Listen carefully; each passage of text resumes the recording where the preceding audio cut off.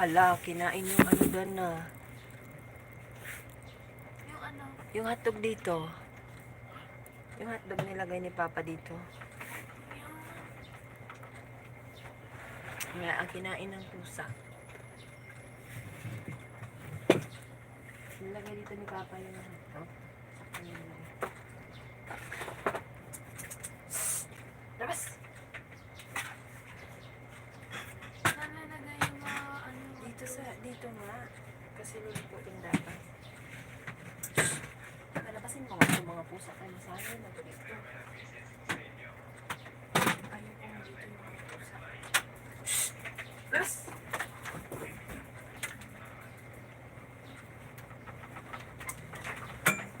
Palabasin mo yung pusa. Okay. Buhatin mo palabas. Hindi mo tinabid na.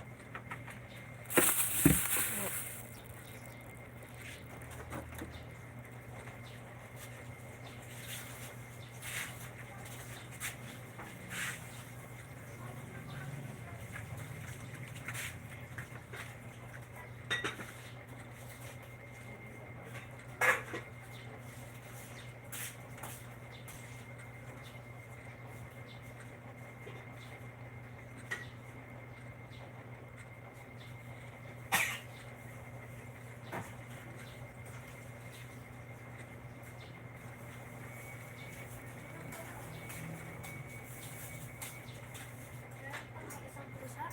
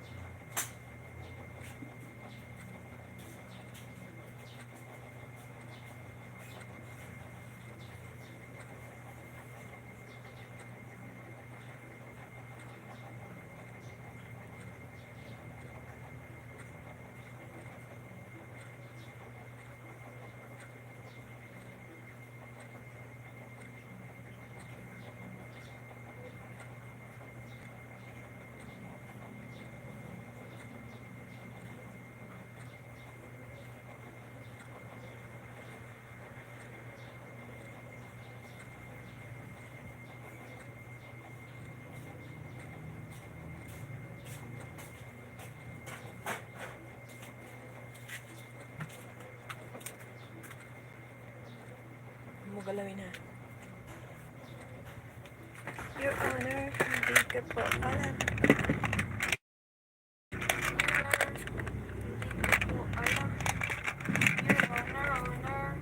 ko po alam. Your Honor, hindi ko po alam. Your Honor, hindi ko po alam.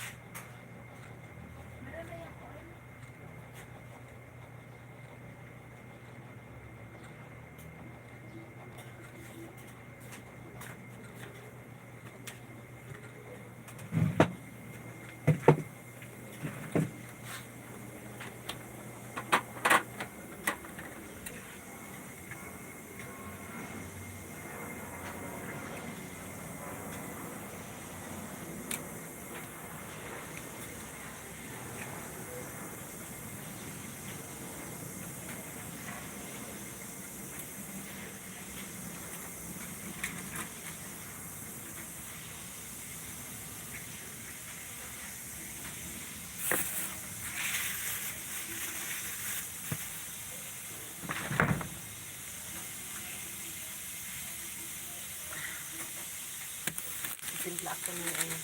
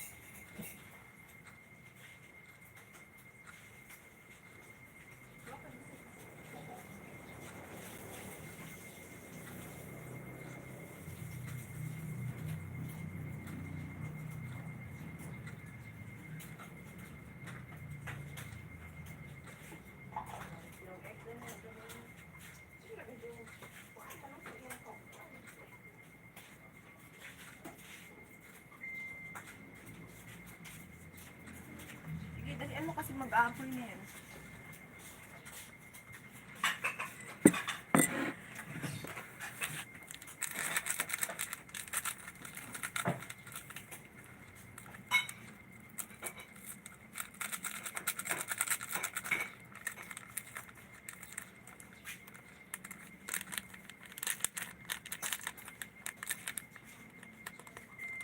Ay, sorry nga po nito sa off. Malaglag.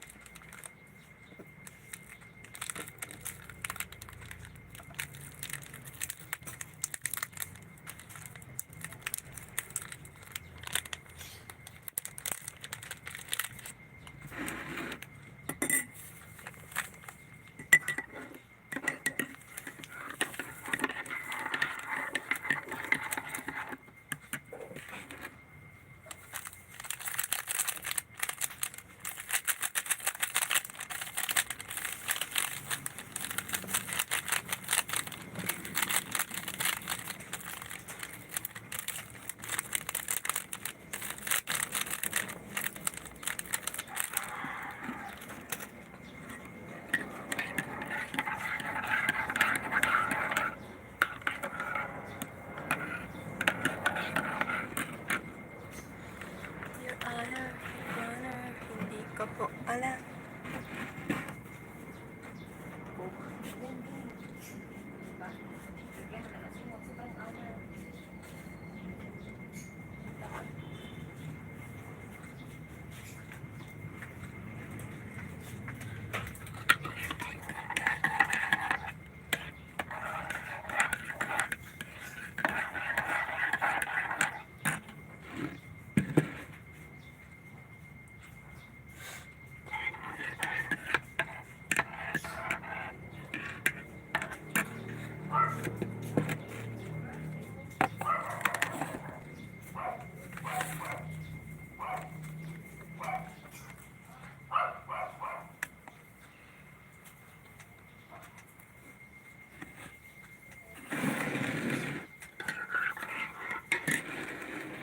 Mama, Oh, mama, i-clip mo nga. ikaw na. Stick. Papa, mama, nagsistig.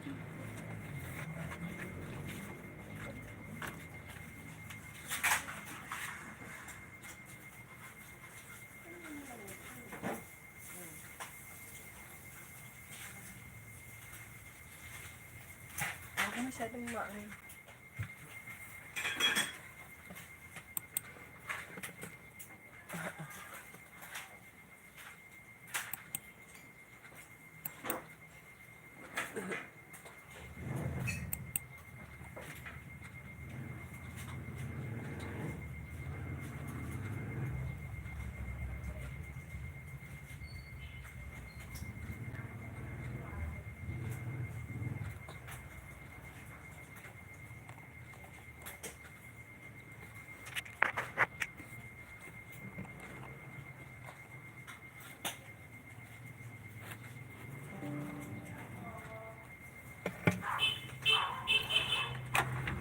You can be.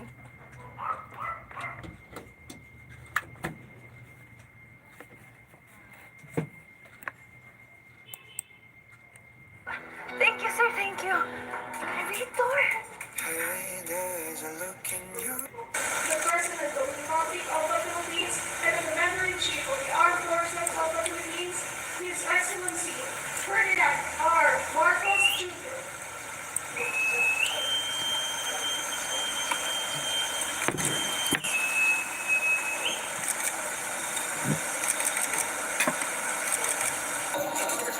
Morning, sir.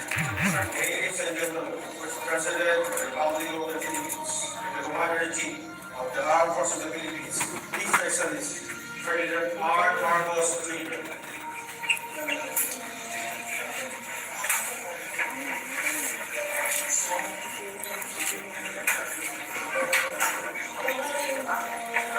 Sir, madali lang po.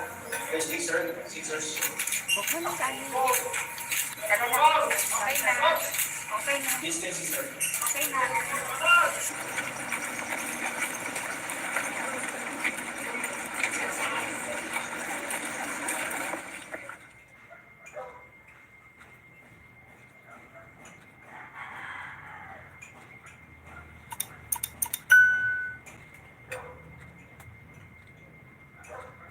Kunin mo muna yung kanin.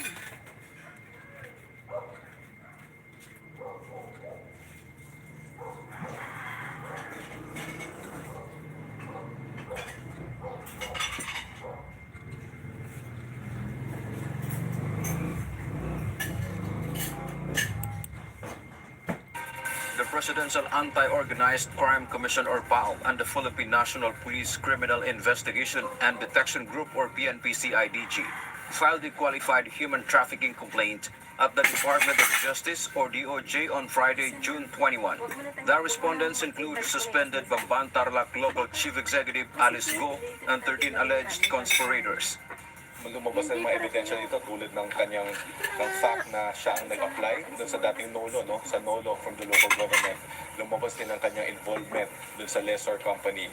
At kasama na din yung mga ibang ebidensya dyan tulad ng mga pangalan niya na lumulutang sa mga sabi-sabi mga dokumento na nahanap na sa Pogo compound. The complaint stemmed from the raid against a Philippine offshore gaming operator or Pogo Hub last March 13 inside a compound allegedly owned by Mayor Go.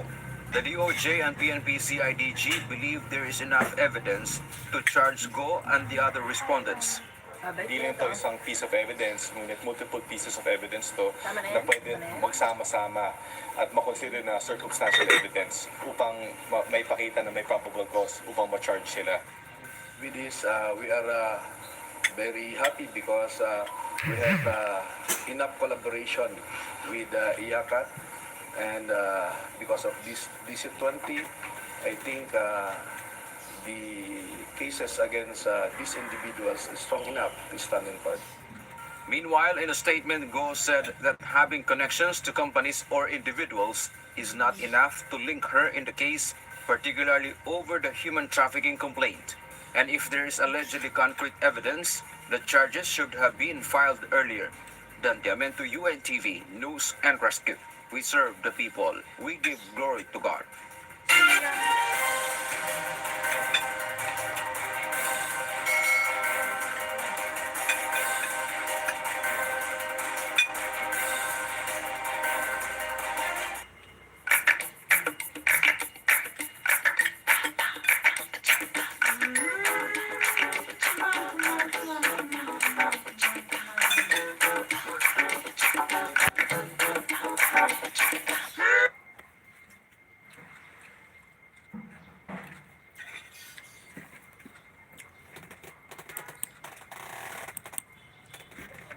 Magandang gabi, Harleen. Saan ba galing ang mga dokumentong inilabas ni Senador Gatchalian? At ito ba ay validated o authentic? June, ayon kay Senator Sherwin Gatchalian, galing yung mga dokumento sa Board of Investments at Bureau of Immigration. At kanina nga, June, sa ating panayam sa BI, kanilang kinumpirma na galing sa kanila at lehitimo ang mga dokumento na ibinigay sa Senador. June, mariing pinabulaanan ng kampo ni Bamban Tarlac Mayor Alice Go ang paratang ni Senator Sherwin Gatchalian na posibleng Chinese citizen ang alkalde. Kahapon, naglabas ang mambabatas ng kopya ng Special Investors Resident Visa na ibinigay anya ng Board of Investments at mga dokumento mula Bureau of Immigration o BI kung saan lumalabas umano na posibleng Guo Huaping ang totoong pangalan ni Mayor Guo. Pumasok anya sa Pilipinas ang alkalde noong January 2003 noong siya ay 13 taong gulang pa lamang. Ayon sa isa sa mga abogado ni Mayor Guo na si Attorney Nicole Hamila, walang alam o kinalaman si Mayor Guo sa mga dokumentong ipinakita ng senador. Hindi rin anya kilala ng alkalde ang sinasabing Guo Huaping.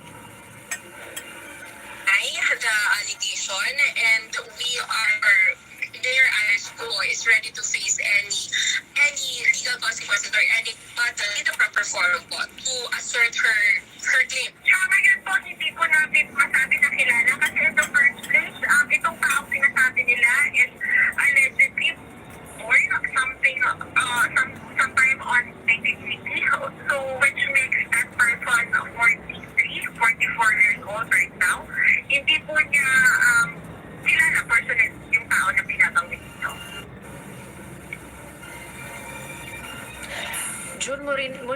Muling iginiit ng alkalde na ang kanyang tunay na ina ay si Amelia Leal na isang Pilipino at ang kanyang totoong pangalan ay Alice Leal Guo na nakasaad sa kanyang birth certificate at hindi Guo Huaping na sinasabi ng mambabatas. Nanindigit din anya itong patunay ang kanyang Philippine passport na siya ay isang Pilipino at nanalong mayor ng Bambantarlac dahil isa siyang lehitimong residente at wala umanong dudang Pilipino. Sa ngayon, pagtutuunan na muna anya ng pansin ng kampo ni Mayor Guo ang paghahain ng counter affidavit laban sa mga reklamong inihain sa ombudsman laban sa alkalde. Samantala, June, kinumpirma naman ng BI na galing sa kanila ang dokumento na inilabas ni Senator Gatchalian.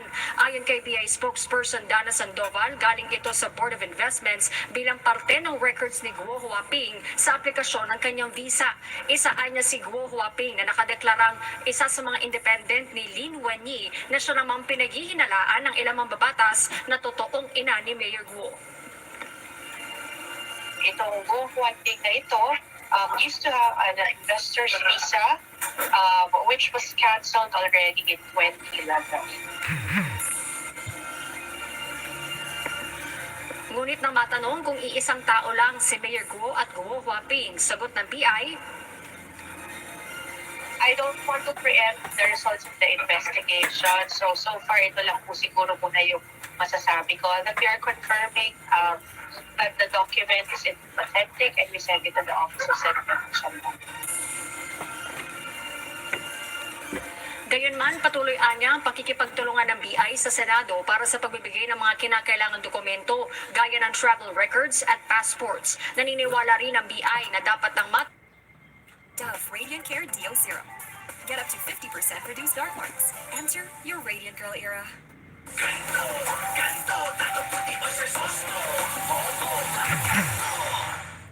And we're still joined by Senator Sherwin Gatchalian. Senator, another expose. So in the interview that I had with Alice Go, she was claiming that her mother was their kasambahay. She claims to have never met her mother. I'm sure that you remember that from the Senate hearing, right? And she even claims that she wants to search for her mother. And you come up with this document, you found this document. How can that document prove that she is really that person in the document, a Chinese citizen who moved to the Philippines when she was 13? Karen, I'm absolutely convinced that Guo Huaping is Alice Guo. They're one and the same. And there are three reasons why I'm very convinced that they're one and the same. Number one, that kid, that child in the special investors resident visa, the big child, talagang hawig na hawig kamukha ni Alice Guo. There's no doubt about that. Number two, in that application of the special investors residence visa, Wen Yilin was the applicant, and she indicated in her application that her dependent daughter is Guo Huaping, which is a child that is in that application form.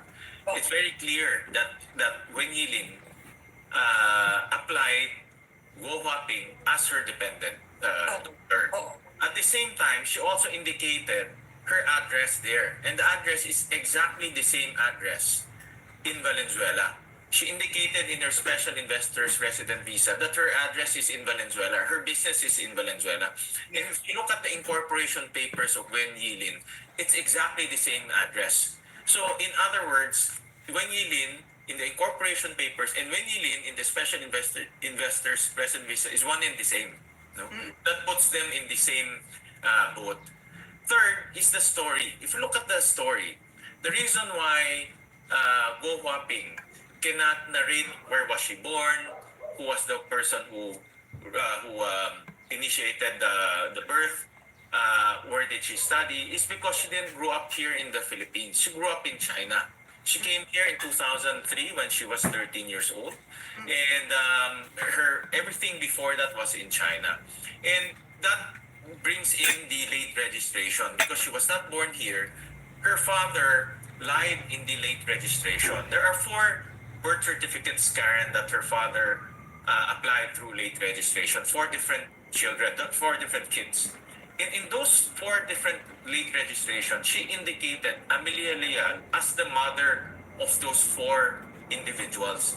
So meaning, Amelia Real, who is the kasambahay, nabuntis siya ng 4 na beses. He gave birth to 4 of her father's children, which is impossible. Kasambahay, how can a kasambahay give birth to 4 of your children? And she also, and her father also indicated that they were married in 2 different dates, in 4 different birth certificates. Okay, so interesting ito, no? Unang-una, what was the name of the mother? Wen Yilin. Wen Yilin. Yes. Wen Yilin is, of course, a Chinese citizen who applied Yes. for for Alice Go, right? Yes. Okay, all right. But in the Senate, you and Senator Riza Ontiveros, you showed marriage certificates, and who was the father allegedly married to Amelia? Sino yun? Angelito Guo. Yeah, sino ang asawang babae ulit? In the birth certificate, it's Amelia Lial. And that is not the same woman as Hen Yilin. Iba yun. No, it's not.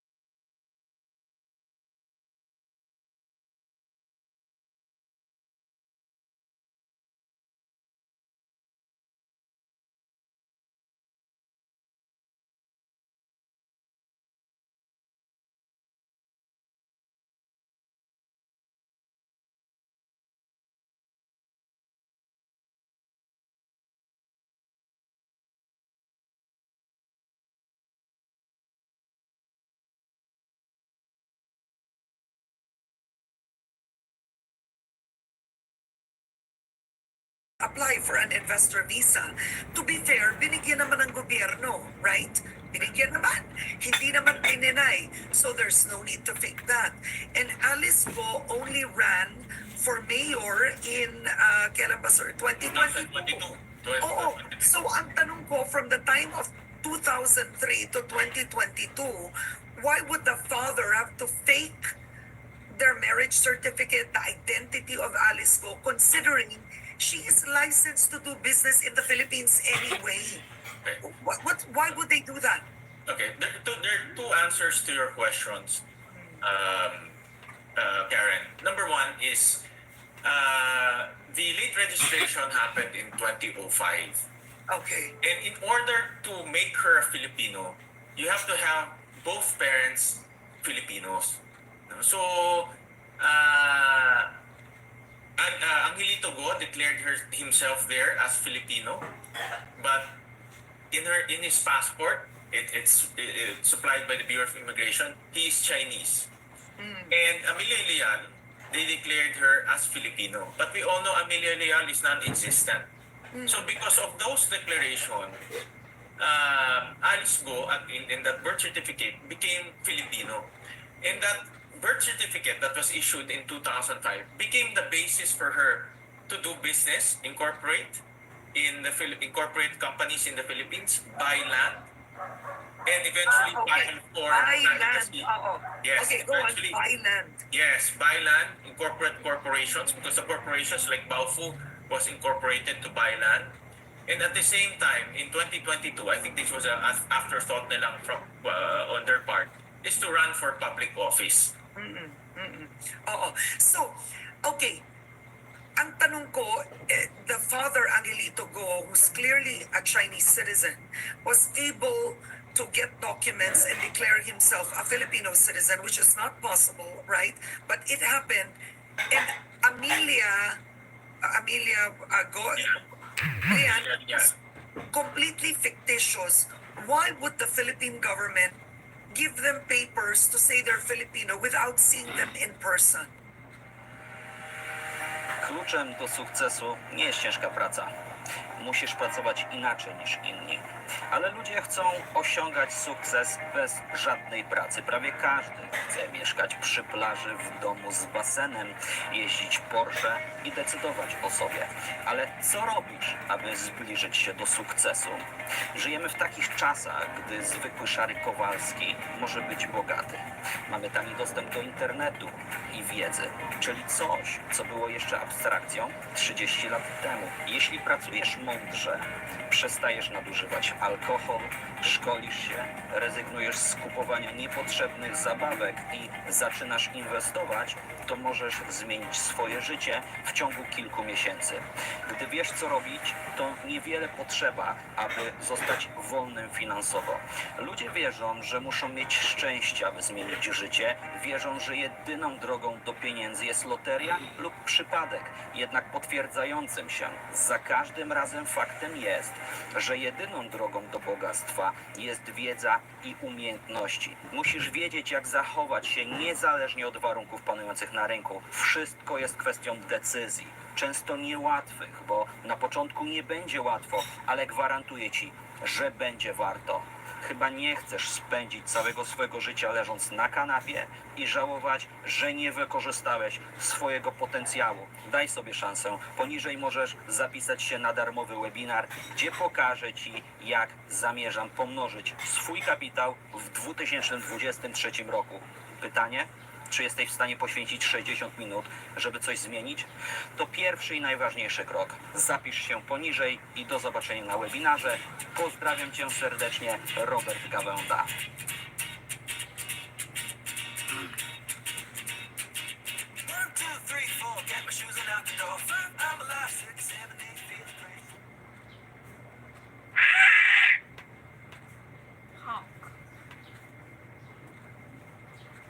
That's where the problem comes in. That's why the Philippine Statistics Authority should go deeper and investigate this deeper. And I truly believe there's also syndicates operating in the Philippine Statistics Authority. The late registration process was created to enable our poor constituents, especially our indigenous peoples, to apply for a birth certificate. Mga IPs natin, they normally give birth in the mountains or somewhere really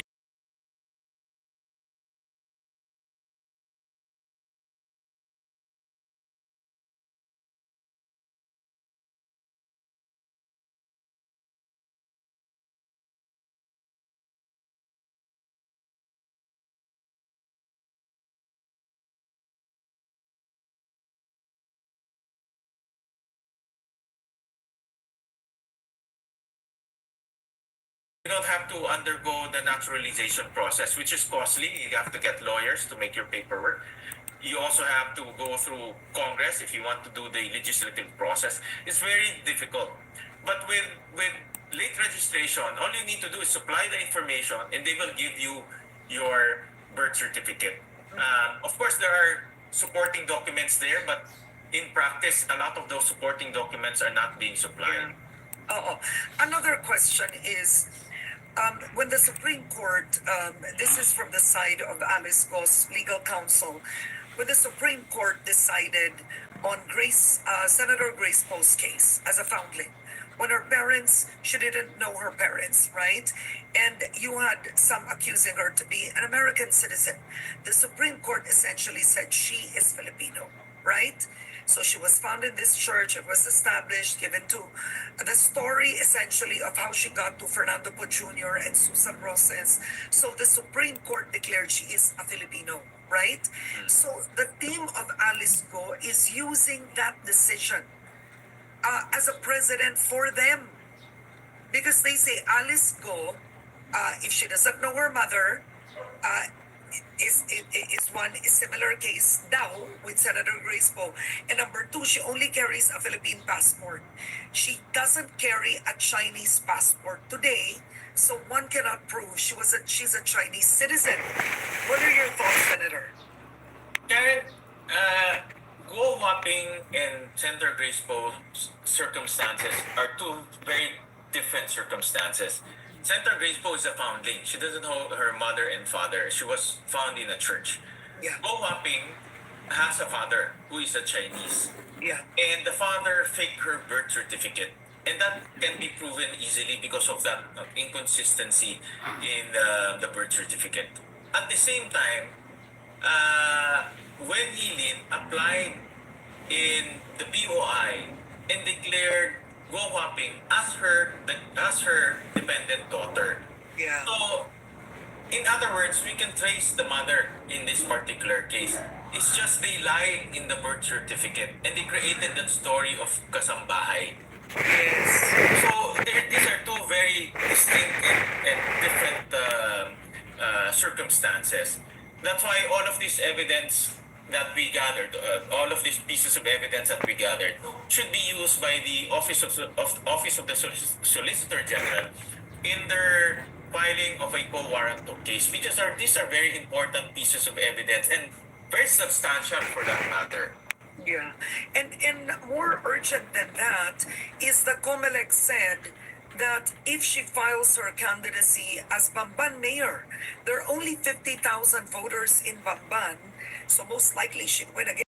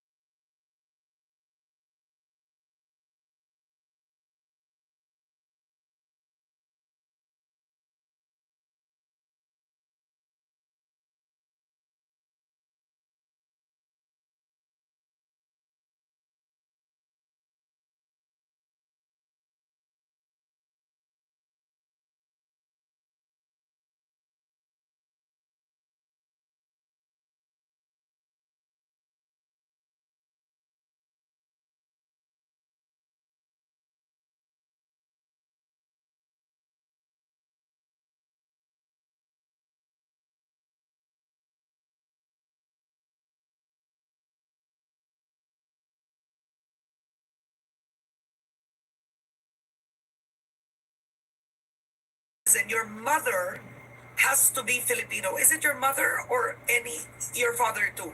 Or it has to be your mother? Either one. Either one. Yeah, Okay. either one. So that's why the kasambahay explanation, her Yes. version comes out. Okay, Correct, Ina? correct.